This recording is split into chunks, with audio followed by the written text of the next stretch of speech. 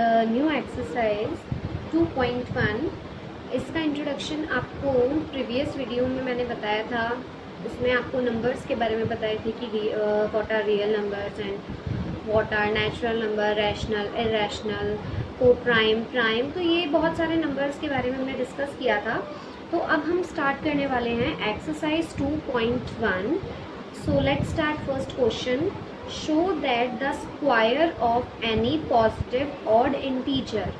आपको शो करना है इसमें, show that the square of any positive odd integer, कि कोई भी पॉजिटिव ऑड इंटीजर है उसका स्क्वायर शो करना है कि वो किसकी फॉर्म में होगा, is of the form HQ+1, कि वो HQ+1 की फॉर्म में होगा। ये चीज़ हमें क्या करनी है, प्रूफ करनी है। तो सबसे पहले आपको इसमें बोला है कि square of any positive odd integer. तो पहले आप ये देखोगे कि ऑड इंटीजर जो होता है उसको किस फॉर्म में लिखा जाता है। ठीक है, तो सबसे पहले हम आपको वो चीज़ बताते हैं। सपोज ये सॉल्यूशन में नहीं है, मैं अभी थोड़ा सा अलग से समझा रही हूँ। तो ऑड नंबर जो होता है वो सबसे पहले हम ये देखेंगे वो किस फॉर्म में लिखते हैं। ठीक है, तो ऑड नंबर क्या होगा, suppose a is equals to BQ+R। पहले तो आप यूक्लिड डिवीजन लेमा से ये जानते हो कि कोई भी नंबर होता है हम उसको a is equals to BQ+R की फॉर्म में लिख सकते हैं, जिसमें a और b इंटीजर्स हैं, q कोशेंट होता है और r रिमाइंडर होता है। इतना आपको क्लियर है।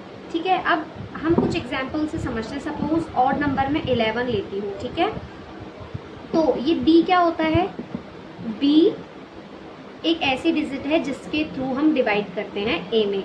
तो जब आप b को b से डिवाइड करोगे a को, तो q तो कोशेंट आता है और r रिमाइंडर बचता है।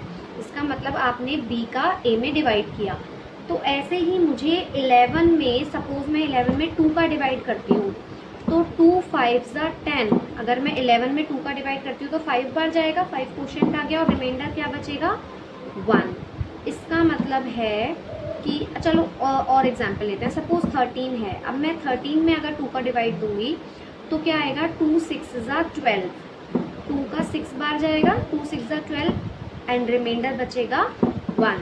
तो ऐसे ही कोई भी ऑड नंबर हो तो उसको हम कैसे लिख सकते हैं, 2, सपोज ये कोशेंट, जो भी कोशेंट आ रहा है हमारा वो, एंड +1। मतलब किसी भी ऑड नंबर में आप अगर 2 का डिवाइड करोगे तो रिमाइंडर 1 बचेगा। इतना फिक्स है। किसी भी ऑड नंबर में जब आप डिवाइड करोगे 2 का, तो कुछ ना कुछ रिमाइंडर, कुछ ना कुछ क्वेश्चन तो आएगा ही, बट रिमाइंडर क्या बचेगा, हमेशा 1 बचेगा। तो ये तो हो गया कि ऑड नंबर को हम 2Q+1 की फॉर्म में लिख सकते हैं। ठीक है, आपको ये याद रखना है। अब हम क्या करेंगे, एनी पॉजिटिव ऑड इंटीजर जो हमने सपोज लेट किया, अब मैं सॉल्यूशन स्टार्ट कर रही हूँ यहाँ पे। लेट एनी, ये मैं पॉजिटिव ऐसे लिख रही हूँ, let any positive odd integer is equals to a। हमने उसको क्या मान लिया, a मान लिया, और हम a को क्या लिख सकते हैं, 2Q+1। ये हमने बताया था कि कोई भी ऑड नंबर हो तो ऑड नंबर में जब आप 2 का डिवाइड करोगे तो क्वोशिएंट कुछ भी आएगा, बट रिमाइंडर क्या बचेगा, 1। एग्जाम्पल लेके बताया। तो हम कोई भी ऑड इंटीजर है जिसको a मान लिया, उसको हम किसकी फॉर्म में लिख सकते हैं, 2Q+1 की फॉर्म में। अब any positive odd integer, square of any positive odd integer, मतलब इस a का उसने क्या किया है, स्क्वायर किया है, उसका स्क्वायर ही हमें 8Q+1 शो करना है। तो सबसे पहले स्क्वायर करना पड़ेगा। तो स्क्वायर बोथ साइड्स, दोनों साइड स्क्वायर करेंगे।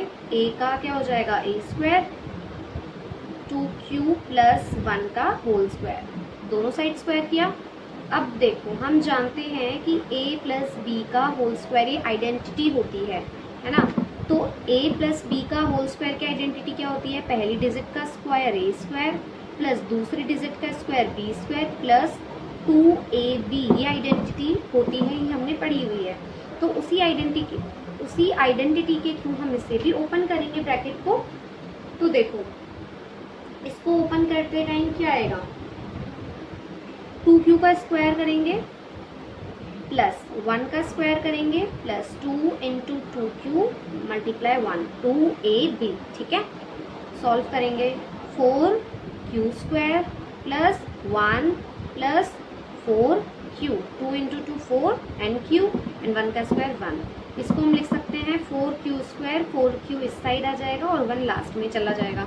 अब देखो प्रूफ क्या करना है, square of any positive odd integer की कोई भी ऑड इंटीजर का जो स्क्वायर है, तो हमने ऑड इंटीजर a लिया था, ये जिसका स्क्वायर किया ये आ गया, और उसी का स्क्वायर हमें शो क्या करना है, किसकी फॉर्म में शो करना है, 8q प्लस 1। तो देखो प्लस 1 यहाँ पर शो करना है और प्लस 1 हमारा स्क्वायर आ चुका है, तो इस प्लस 1 को तो हमें छेड़ना नहीं है, बिल्कुल भी नहीं, ये एज इट इज रहेगा प्लस 1 प्लस 1।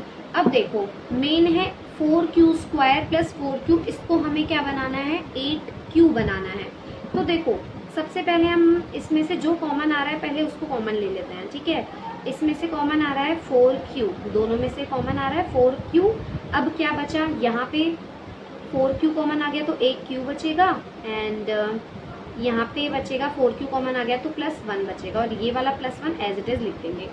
अब एक बात और बताती हूँ मैं आपको, ये q इंटू q प्लस 1, देखो हमें चाहिए 8q, अब ये 8q प्लस 1 हमें शो करना है, तो प्लस 1 तो है, बट हमें देखना है इसको 8q कैसे बनाना है। तो इसके लिए एक और आपको चीज़ बतानी है कि कोई भी दो कॉन्जिक्यूटिव नंबर होता है, कॉन्जिक्यूटिव नंबर क्या होता है, सपोज 2 है तो 2 का कॉन्जिक्यूटिव नंबर इट मीन्स कि उसके जस्ट अगले वाला नंबर, तो 2 का कॉन्जिक्यूटिव नंबर क्या हो जाएगा 3, 3 का 4, ऐसे ही कोई भी सपोज ये 2 है तो 2 प्लस 1 3 इसका कॉन्जिक्यूटिव नंबर हो गया।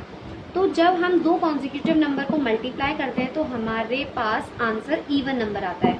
सपोज मैं कॉन्जिक्यूटिव नंबर लेती हूँ 2 एंड 2 प्लस 1, तो दो कॉन्जिक्यूटिव नंबर क्या हो गए 2 multiply 3, it means answer is 6। आप कोई भी एग्जाम्पल लेके देख लो, सपोज मैं यहाँ पे लेती हूँ 10 और 10 plus 1, q into Q plus 1 की फॉर्म में है ना, q मैंने लिखा 10 एंड q प्लस 1 मैंने ले लिया 10 प्लस 1, तो 10 into 10 plus 1 is equals to 11, answer क्या आया 110, दैट इज इवन नंबर।